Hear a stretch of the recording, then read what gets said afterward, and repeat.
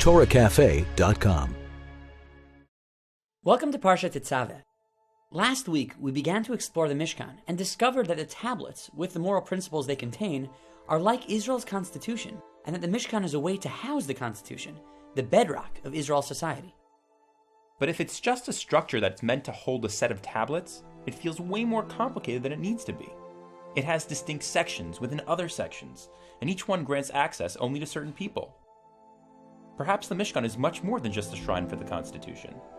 This week, we want to explore some of these elements together, and before we're done, we'll uncover what may be the best-kept secret of the Mishkan.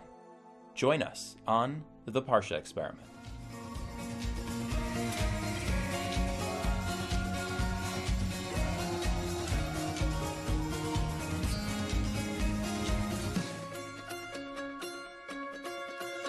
Hi, I'm David Block. And I'm Emu Shalev. And welcome to the Parsha Experiment. Here's our 20-second Parsha recap. This week's Parsha continues with instructions for the Mishkan. First, the people should bring pure olive oil for the Ner Tamid, the perpetually lit lamp. Moses should make special clothing for the priests. Then the text describes a detailed 7-day ceremony to inaugurate the priests into service. There's the command for the Olat Tamid, the daily offering. And finally, Moses gets the instructions for the golden incense altar. So aside from being a house for the tablets, what is the Mishkan really about? Let's start by looking at the structure of the Mishkan. As we do, ask yourself, what else in the Torah does this remind you of? The Mishkan has 3 distinct sections. The outermost section is the Chatzer, the courtyard, and it's where the bronze altar is placed. The Chatzer is accessible to anybody. But things beyond the courtyard get much more restrictive. In the middle of the courtyard is the actual tent of the Mishkan, the Ohel, which is divided into 2 sections. The first and bigger section, the Kodesh, contains the menorah, the showbread table, and the incense altar. Unlike the courtyard, the Ohel is not accessible to everyone. Nobody except the Kohanim, the priests, could enter. And if that's not restrictive enough, it gets even more selective in the innermost section of the tent, the Kodesh HaKodashim, Holy of Holies, where the Ark is housed. The area is only accessible to 2 people, Moses at all times, and Aaron on 1 day a year, Yom Kippur. It's from this section, from atop the Ark, that God says he'll speak to Moses. So what does this setup remind you of? 3 sections, an outer area accessible to anyone, but a restricted second section only accessible to priests?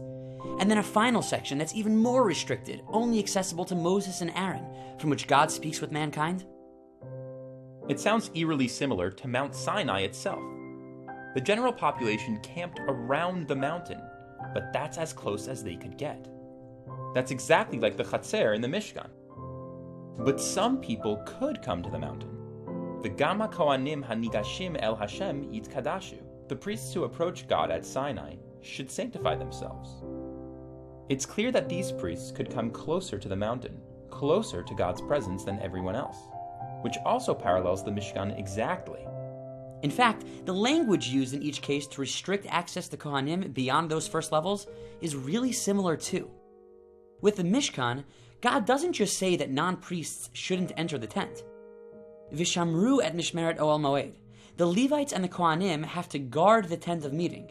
V'zar lo yikrav aleichem. And non-priests must not approach it. They don't just ensure that no one enters the tent, they have to guard it from anybody coming close to it. And now look at Sinai. God said to Moses, "Make a boundary for the people around the mountain," saying, "Hishamru lachem alot bahar unegoa b'katzehu." Guard yourselves from ascending the mountain and even from touching its edge. It's not enough for the people not to go up. They can't even touch the mountain. That's just like the Mishkan. Not only is a non-priest forbidden to enter the tent, they can't even approach it. And in both cases, the restriction is so important that access needed to be guarded. Hishamru, vishamru. That same word is used in both places. But what happens if a non-priest does approach the Mishkan? The Hazar HaKarev, Yumat. He'll die. And at Mount Sinai, Kol Hanogea Bahar, Mot Yumat. One who touches the mountain will surely die. And this parallel goes even further. At Sinai, the priests could come closer than the people could, but there was a level beyond that as well. fully ascending the mountain. God said to Moses at Sinai, Lech reid va'alita ata va'aron imach. Go down and come back up the mountain with you and Aaron together. But v'hakohanim v'ha'am al yehersu la'alot el Hashem. The priests and the rest of the nation cannot ascend up to God. Only Moses and Aaron were actually allowed to come up and enter God's presence. And from there, God spoke to Moses. The top of the mountain is the final section of Sinai, where access is most restricted.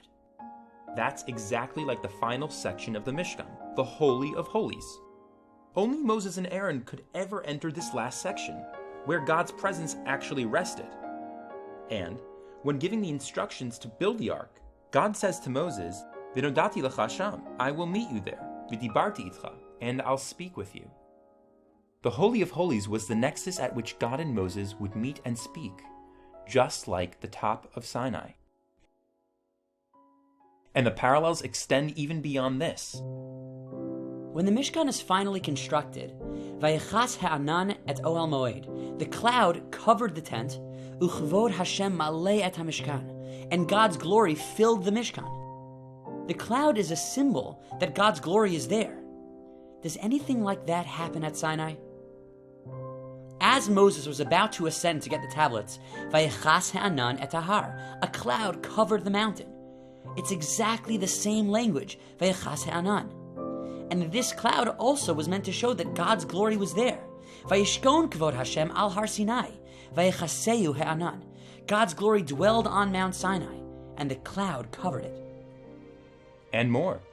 While God's cloud rested on the Mishkan by day, the Eish tiyeh laila bo, God's fire was there at night. Now look at Sinai. V'har Sinai ashan kulo. Sinai was filled with smoke. Mipnei asher yarad alav Hashem ba'esh. Because God descended in fire. In both places, God's glory is symbolized not only in clouds, but in fire too. It seems like the Mishkan is meant to reflect the Sinai experience. But why are these connections here? And what are they meant to teach us? We want to share a theory, one suggested by the Ramban, Nachmanides. It's not a coincidence that the Mishkan reflects Sinai. It's exactly the point. There's a huge challenge that comes along with the Sinai experience, one you might have even experienced yourself.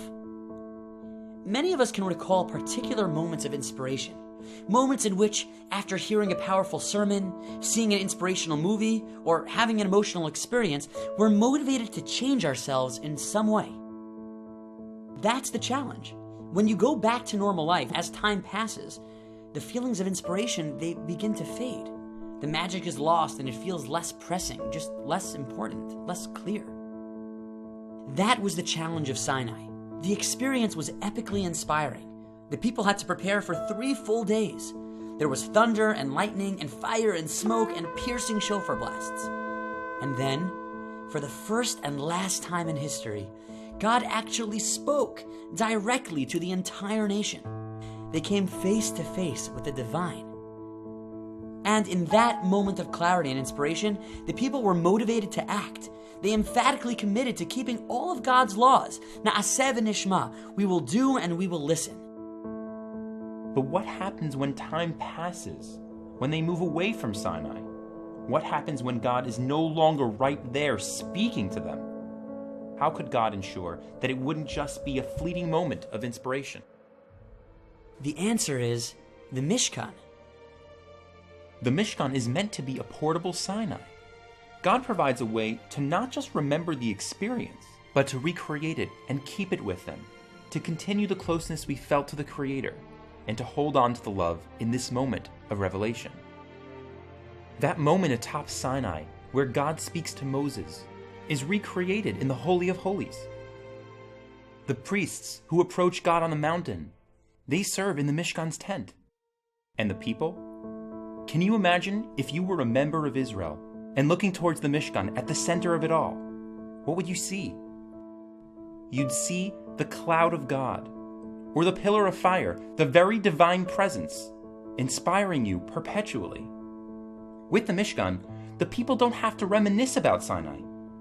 They can recreate that experience every day. They can perpetually live with God. And that's the express purpose of the Mishkan throughout these parshiot. God says, Ve'asuli mikdash v'shachanti betocham. Make me a sanctuary and I'll dwell among you. And later on, V'shachanti betoch b'nei Yisrael. In the Mishkan, I'll dwell amongst Israel. At Sinai, it says, Vayishkon kavod Hashem al har Sinai. God's presence dwelled there. The name Mishkan, from the root shin chaf nun, means to dwell. The Mishkan, in its essence, is a place in which God comes to live with us. But what about now, when we don't have a Mishkan? Is this all irrelevant? Hardly. The Mishkan isn't about the structure itself. It symbolizes something deeper. Revelation was a watershed moment in which we experienced the ultimate closeness to God. Giving us the Mishkan was God's way of saying, you just experienced this profound moment of revelation. Now here's a way to keep it with you wherever you go. The Mishkan was just one way of making Sinai portable, but it was symbolic. The Torah teaches that whether you have a physical tabernacle or not, we have to figure out ways to tap into that closeness to God. Always. Every Sinai has to have its Mishkan. In our daily lives, there are ways in which we can create our own Mishkan, ways to tap into the spiritual clarity of Sinai. It may be through learning Torah, the Torah that we received at Sinai. It may come through meaningful prayer as we try to recreate that direct connection we had with God at Sinai. It may come through embodying God's morality and keeping the laws that reflect and manifest those values, just like the Ten Commandments and the laws in Mishpatim, the laws that we received at Sinai, taught us. Whatever the modality, the Mishkan charges us to find ways in which to bring God into our daily lives, to live with God, and to constantly recreate that closeness and clarity. Join us next week on the Parsha Experiment as we delve into the tragic story of the sin of the golden calf. Hey everyone, Rabbi Foreman developed a brilliant theory on this week's Parsha. He explores how the very fabric and structure of the tabernacle is aimed at bringing God into our world and into a close relationship with me and you. Click on the link below and get ready to have your mind blown.